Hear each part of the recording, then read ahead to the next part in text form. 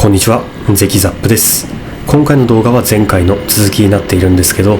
11月9日、秋のロングツーリングということで、ハンターカブでヴィーナスラインをツーリングしております。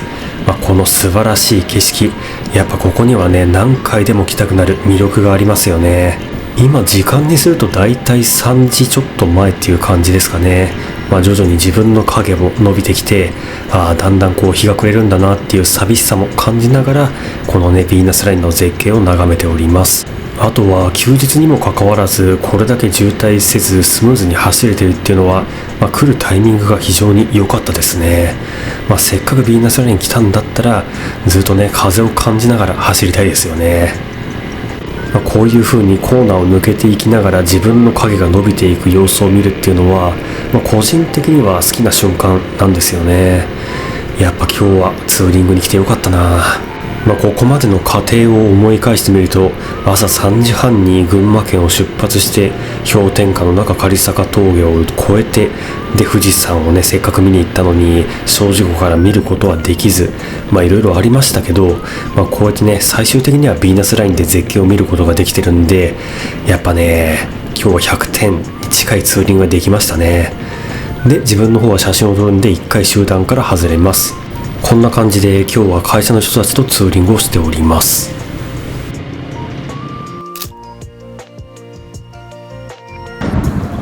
つい 2,3 週間前にもヴィーナスライン来たんですけど、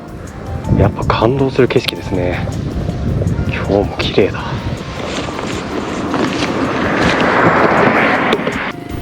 いやほんとヴィーナスラインって1ヶ月に2回来ても飽きない風景ですよね。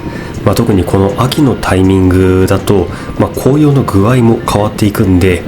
だいぶ寂しい風景になったなとか、あの時の方が見頃だったかとか、いろんな発見があって非常に楽しいです。でここから遠くの方に富士山が見えますね。やっぱ今日は景色を見るには最高のツーリングでしたね。でちょいちょい会社のね人たちも、駐車場の方に入ってそれぞれ写真を撮ってるんで、各自これから目指しますは牛乳戦火モーモーですね。そこでライダーの義務をやりたいんですが、ちょっとこれまずいな。やっぱ一瞬日陰に入ったら相当寒かったですね。そうなると時間的には牛乳戦火モーモーは多分日陰になってるかな。一応前回のヴィーナスラインツーリングの反省を生かして牛乳戦火モーモーの到着を4時前にしてるんですけど、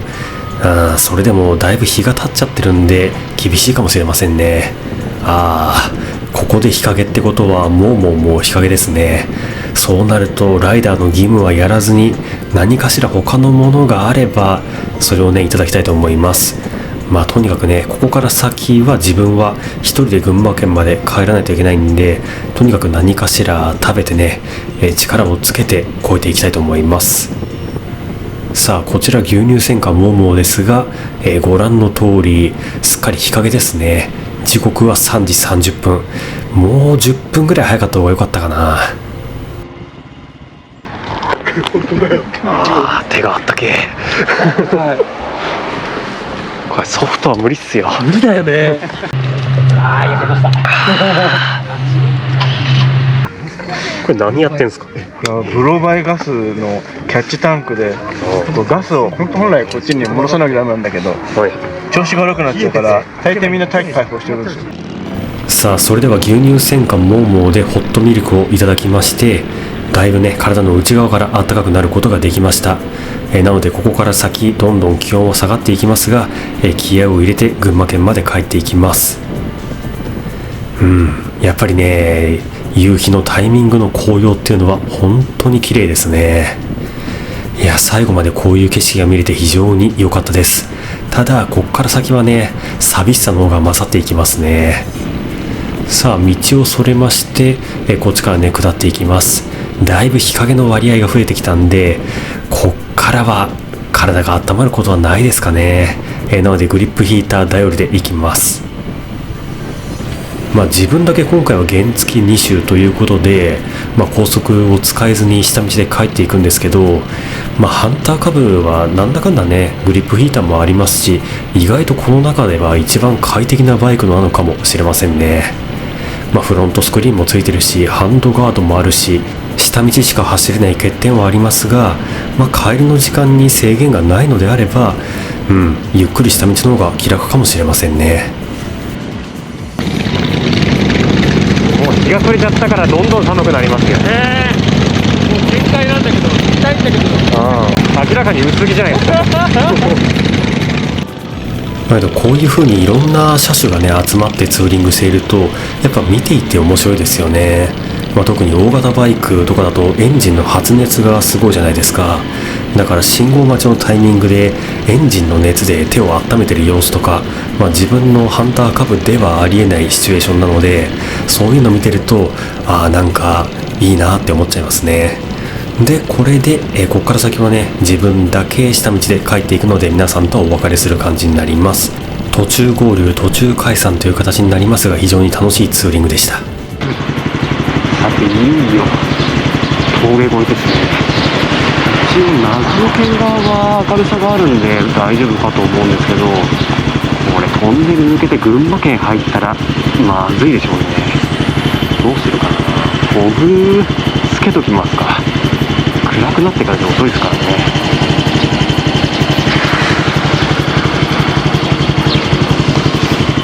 よし。さあこれで夜の峠越えをする準備と覚悟は整いました。なのでここからひたすらね道なりに走っていきます。とりあえず長野県側はまだマシなんですが、問題は群馬県側ですよね。見るからに知能の低そうな車がね右車線を突っ走ってますね。これはタイミング的にやばいな。抜き切らなかったんで、そうか、じゃあ自分はちょっとスペース空けて走りましょうか。はい、ということでこのトンネルを抜けたらいよいよ群馬県側となります。おそらく暗いです。さあこちら群馬県側なんですけど、やっぱこっちの方がね日陰になるんでかなり暗くなってますね。ただ目の前の車がなんかエレクトリカルパレードみたいな装飾でねきらびやかなので、